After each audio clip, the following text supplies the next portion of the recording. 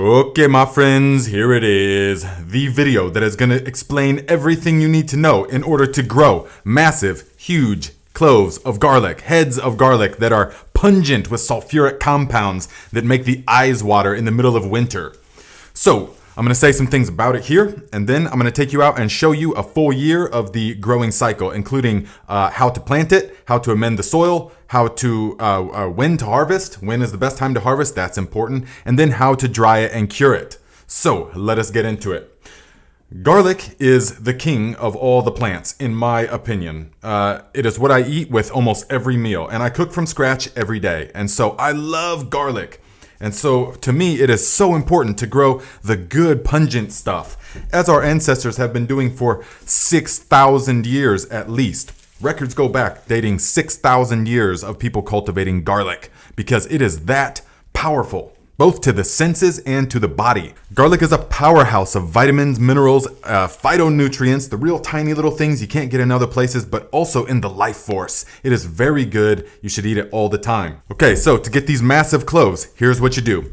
In the fall time, you will take the biggest cloves that you have. Now this is a bulb. You'll break it apart and plant only the biggest cloves because there's a direct correlation between the size of the clove you plant and the size of the overall bulb that you end up with. So all of these were monstrous cloves. Now you want to do, when you're thinking of how many you have to plant, you have to account for that you want to take about, the top 50 bulbs, and you're going to have to plant.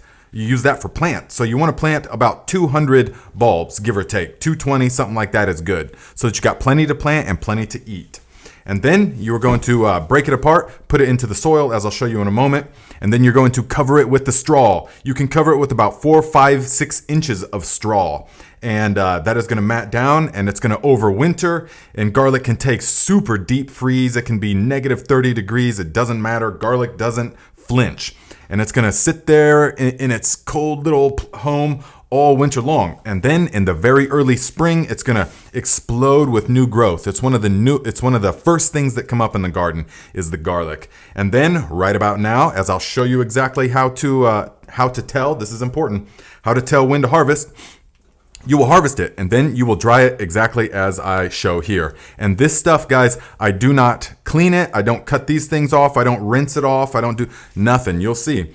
And that is how you get the maximum storage. Some people want to clean the garlic and make it look real pretty and cut the roots off, and that's fine if you want to do that for some reason, some visual reason, but it will store much longer this way in my experience. This can store a year. This will store an entire season until you get more garlic. I still have some in the basement. So let us get into it, my friends, and then we'll come back and I'll tell you some of the specifics, including the biggest tip of all on how to get these monstrous cloves. Okay, my friends, first thing we have to do is prepare the earth properly. And so we are going to make furrows like this. We're not tilling or anything, but we're just making furrows that are about 1 inch, 2 inches deep. And then we're going to plant the cloves of garlic pointy end up. And we're going to plant them about 5 to 6 inches apart in the rows. And then the rows can be about 8 inches apart, give or take. Give it a nice push in there so that it's snug. And then here's the secret. One of the secrets is we're going to rake over the top our fertility. In this case, it is horse manure that came from a ranch that I know they do not use graze on. And so we're going to put about 2 to 3 inches of fertility. It could also be cow manure, it could also be rabbit manure, could also be good compost. Even unfinished compost will work because we are doing this at Thanksgiving time. So keep a mental note, it is Thanksgiving time right now. When we are planting this, it is Thanksgiving time. So now, after it is tucked in with 2 inches of the fertility, then we're going to put about 4 to 6 inches of straw on top. And this is important because it's going to tuck it in over the winter.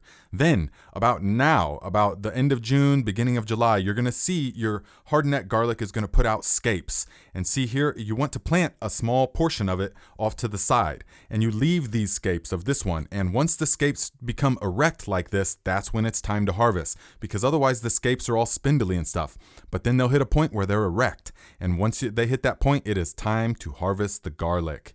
And so then we're going to dig it up and we're going to see that this is nice, healthy, plump garlic. Now you can see here that these were picked from big cloves because remember, the there's a direct correlation between the size of the clove that you plant and the size of the bulb that you harvest. So all of these were nice, big, fat boys. And we want that because it's going to store the best. It's going to have the best flavor. It's going to be the easiest to use. When you got to peel 10 cloves of garlic for a recipe, you don't want to be sitting there messing around with tiny little things, okay? So we're going to harvest the rest of it. And when you do this, you want to make sure that you're not breaking the stalk off, the stem. It's very important that they dry with the whole stem. So we're just going to pull it and we're just going to shake it. I'm just going to gently bat it around like that, and that's going to break off or shake off the soil. And we're not going to rinse it. We're not going to cut the roots off. We're not going to do anything else because this is how it's going to store the longest. So we're just going to take it right from the garden. And this is our second harvest from this little plot. This plot was 4 feet wide by about 8 to 10 feet long. And then we're going to store it. And we're going to store it on a wire rack. And this is very important because there's a lot of good airflow and no sunlight. You see here, you can use these bamboo blinds that roll down, and this is going to help to block out the sun. You don't want any direct sun on the garlic. If you don't want the bamboo blinds, then here's the shade cloth that we used in the video about starting up the fall garden. You can just pin up shade cloth, and that is going to keep the direct sun off of it. So then we're going to take this wire rack that is a shelf in most of the season, but then we're just going to put it in there, leaving one row empty in between the rows of the garlic. And this is the best method that I have found because it can stay like this, hanging upside down, and it's going to dry. There's going to be airflow. Oh yeah, you see the echinacea, the fennel, all the stuff, the miscanthus grass, everything's growing good. We finally got some rain. But see, the ones up top I harvested today. The ones at the bottom was last week. And so the bulb is going to draw up the life force. All the green and the life force energy is going to go from the green part into the bulb. And that's going to give it the best chance to store for next year because that's what the bulb is. It's a storehouse of solar energy and life force so that the plant can grow again next year. And so we want to wait until these are totally crispy dry, and then we will put them into the basement. Then once they are crispy dry, we are going to store them in the basement like this, and we're going to leave about 3 to 4 inches of the stalk, and then you can cut the roots off if you want. I just leave them in this open air box. These are ones from last year, guys. Okay, my friends, so that's how you do it. That's how you get these monstrous cloves of garlic. But here is the tip among all tips, my friends.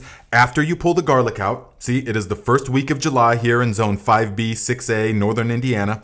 Now you plant in that place bush green beans, the dragon tongue or the kalima or the Landreth stringless green beans. Those are all good varieties. Plant it right into the area where the garlic came from. And here's why. Because bush green beans are fast. 55, 60 days, you'll get a harvest. But then you're going to cut them at the ground level when they're done and leave the roots in the soil. And bush green beans fix nitrogen from the air. And so it's going to supercharge the life in the soil with all the good nutrients and the nitrogen, vitamins, and minerals. So then you will plant the garlic right into that spot a couple of months later, about Thanksgiving time, give or take. And that's the key, guys. Rotate your garlic with bush green beans.